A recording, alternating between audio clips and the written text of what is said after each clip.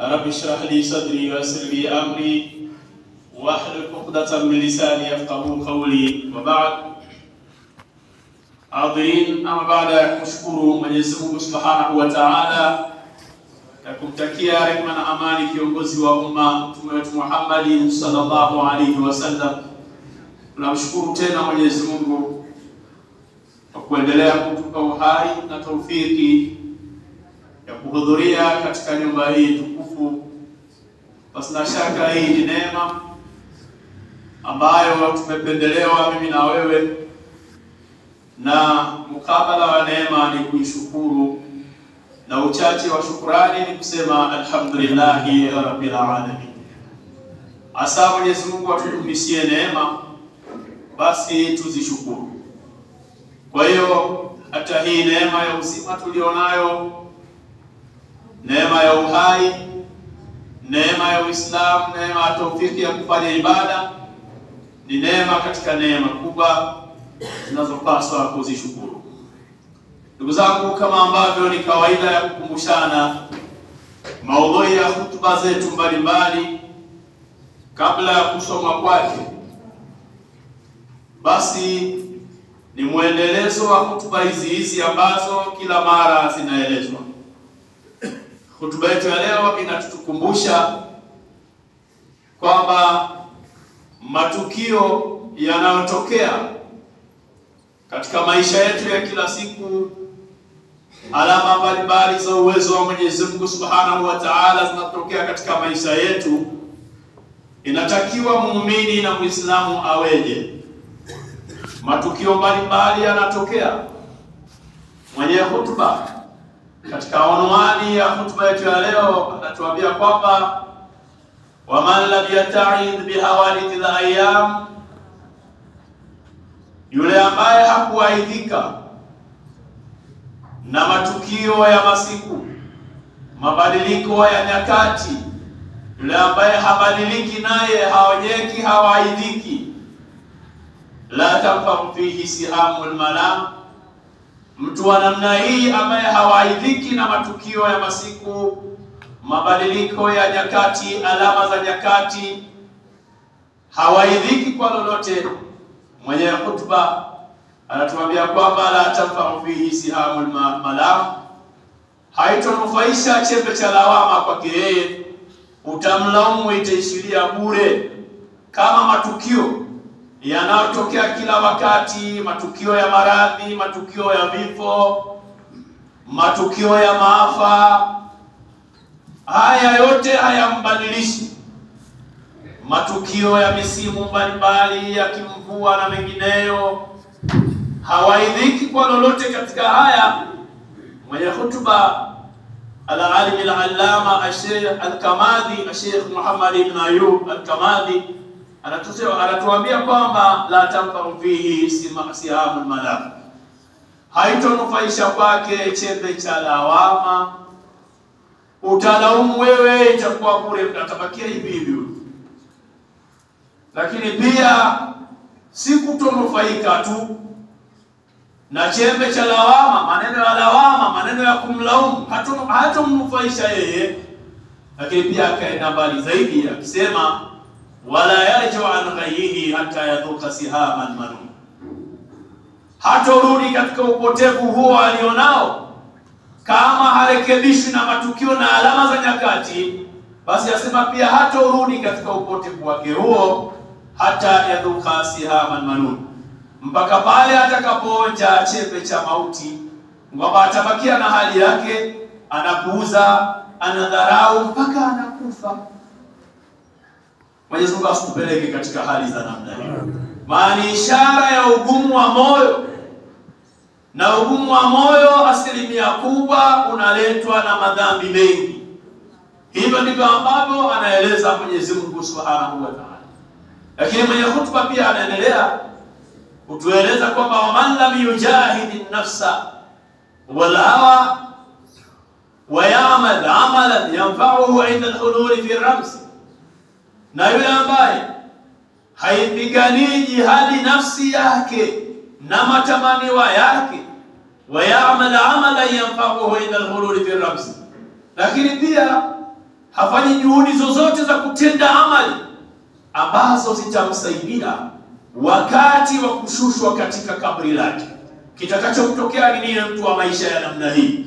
Yule ambaye haipiganii jihadi nafsi yake na matamanio yake na hatendi amali ambazo zitamsaidia inda al-khululi fi ramsi, wakati wa kushushwa kabrini, amali zitakazomsaidia huko, hashughuliki na hili kabisa. Mwenye hutuba anatuambia kwamba saya'adhu yada nadami hina yaqa'u fi nakali wal hul. Mtu wa namna hii atauma kidole, atauma mkono wa majuto wakati ambapo ataingia katika maangamivu na udhalili wa adhabu za Mwenyezi Mungu Subhanahu wa Ta'ala. Atalaumu, atauma kidole akijilaumu, lakini lawama hizi, kujilaumu huku wakati anaingizwa kaburini, kutamsaidia. Na hivi ndivyo anaposema Mwenyezi Mungu Subhanahu wa Ta'ala katika surat Al-Furqan pale alipomuelezea dhalim, yauma ya'adhu dhalimu ala yadayhi yaqulu ya laitani ittakhadtu ma'a rasuli sabila. Ikumbuke na jiandae na siku ambayo atauma mtu mkono dhalim, atajiuma, atajingata akisema ya laitani ittakhadtu ma'a rasuli sabila, natamani mimi ningelifanya usuhuba na mtume wa Mwenyezi Mungu Subhanahu wa Ta'ala, natamani mimi nisingekuwa ninapuuza mawaidha. Ya wailata laitani lam attakhidh fulanan khalila, najitamania mimi maangamivu ya nafsi yangu, nisingemfanya fulani ndiye rafiki yangu. Laqad adallani ani dhikri ba'da idha ja'ani, kwani ashanipoteza na ukumbusho na utaji wa Mwenyezi Mungu Subhanahu wa Ta'ala pale uliponijia. Mimi kwa kuuza tu na nina jamaa zangu ambao wananisapoti katika kuuza. Sasa mwenye hutuba anasema kwamba wasaya'allu yada nadami hina yaqa'u fi nakali wal hul. Mtu wa namna hii ambaye habadilishi na alama za nyakati, matukio mbalimbali hayambadilishi, haitonufaisha kwake chembe cha lawama, wala hatorudi katika upotevu wake mpaka atakapoingia kaburini. Lakini pia yule ambaye haipiganii jihadi nafsi yake na akatenda matendo yatakayomnufaisha baada ya maisha haya, baada ya kuondoka duniani, hatendi amali, anabakia hivi hivi kwamba Mungu atajua mwenyewe. Mwenyezi Mungu ana huruma nyingi sana, bila matendo. Huyo asema atauma mkono wa majuto.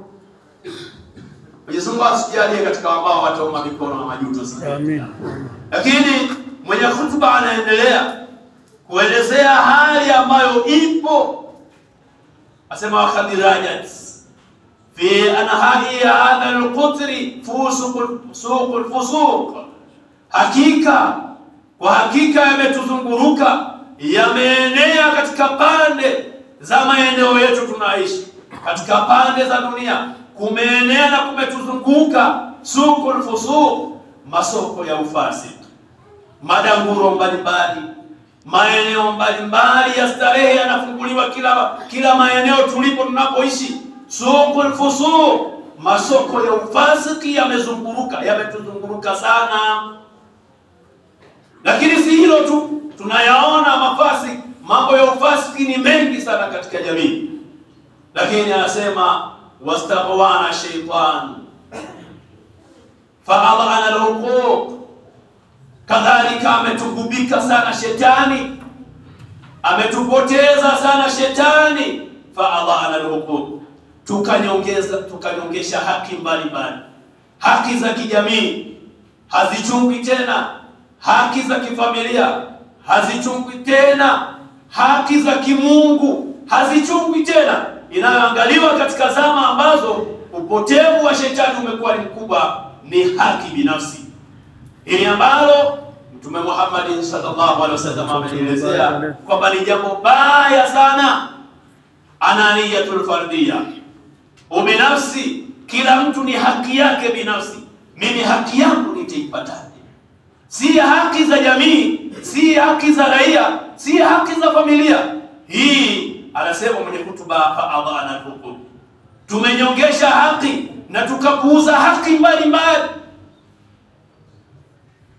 Wakallati ta'atu Toa za Mwenyezi Mungu zimekuwa chache sana kwenye jamii. Wa kathratul maasi, na yamekuwa mengi sana maasi. Yeye mwenyewe akisema fa inna lillahi wa inna ilayhi raji'un. Ni zama hizo, zama zinazosogea zinazidi kuwa mbaya. Na sio maneno yetu, ni maneno ya Mtume Muhammad sallallahu alaihi wasallam, kwamba kila mtakavyolalama na hali mlionayo, jueni kwamba itakayokuja baada yake ni ngumu zaidi kuliko hiyo mlionayo. Na kwa kuwa akayasema Mtume Muhammad sallallahu alaihi wasallam, ndivyo itakavyokuwa. Watu watafanya, lakini kila wakati utakaposogea hali itazidi kuwa mbaya zaidi. Kathratul maasi, nani ambaye hajaona kwamba maasi yamezidi kwenye jamii? Nani ambaye haoni kwamba maasi yamezidi kwenye dunia? Watu wanagombania maasi, lakini katika taa qallati taatu, zimekuwa chache sana taa. Katika maneno ya Mtume Muhammad sallallahu alaihi wasallam ambayo yapo katika hutuba yetu pia leo, asema as-sa'adatu kullu sa'ada tulul umri fi ta'atillah. Wema wote, aliyepata wema mzuri sana, kufaulu sana, tulul umri fi ta'atillah, ni kurefushiwa umri, ukawa na umri mwingi lakini katika taa ya Allah subhanahu wa ta'ala. Kwa maana kinyume chake, aliyepata hasara sana ni yule ambaye amerefushiwa umri lakini katika maasi. Una miaka 40, 50, 60, lakini si katika taatillah, umekuwa na mtihani mkubwa sana. Lakini kama una umri, unahesabu sasa nina umri mkubwa, lakini Mwenyezi Mungu amekuwafikisha kwamba unaishi na ibada, unaishi katika taa, unaishi katika maamrisho na makatazo. As-saadatu kullu saada, hakuna wema zaidi ya wema huo. Lakini akabadilisha na maneno mengine aliposema al-kayyisu man dana nasabu wa amila lima ba'da al-maut. Mwelevu, mjanja, aliyefaulu, mwenye akili nzuri ni yule ambaye anaichunga nafsi yake, wa amila lima ba'da al-maut, na akatenda yale ambayo yatamsaidia baada ya kufa. Na kifo kipo, ili pia utengeneze mambo. Kwa lazima ujihesabie kwamba ipo siku katika kazi yangu hii sipo, na iandaaje wasimamizi wake wa kazi hii. Hiyo ndio sifa ya muumini na Muislamu wa kweli. Lakini leo nipo katika hali hii, sijui kesho itakuwaje.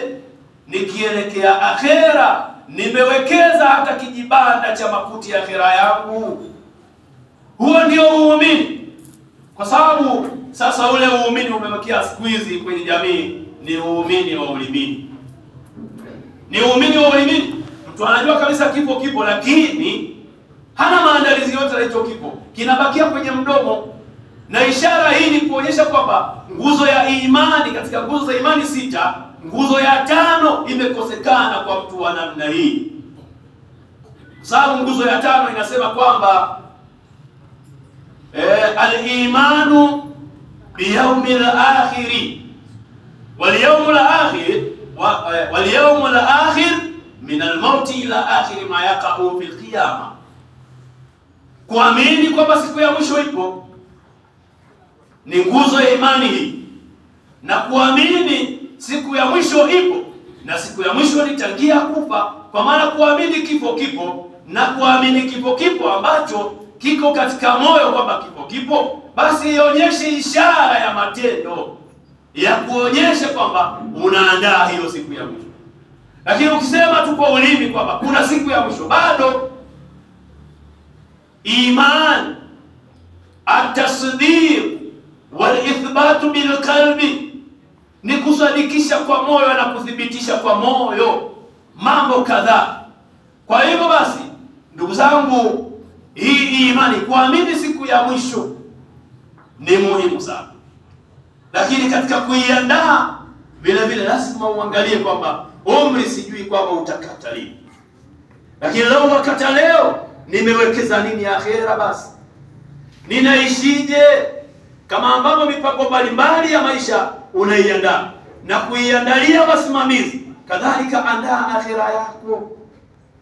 Mwenyezi Mungu Subhanahu wa Ta'ala katika maneno yake anatuambia maneno ambayo pia yako ndani ya hutuba yetu ya leo.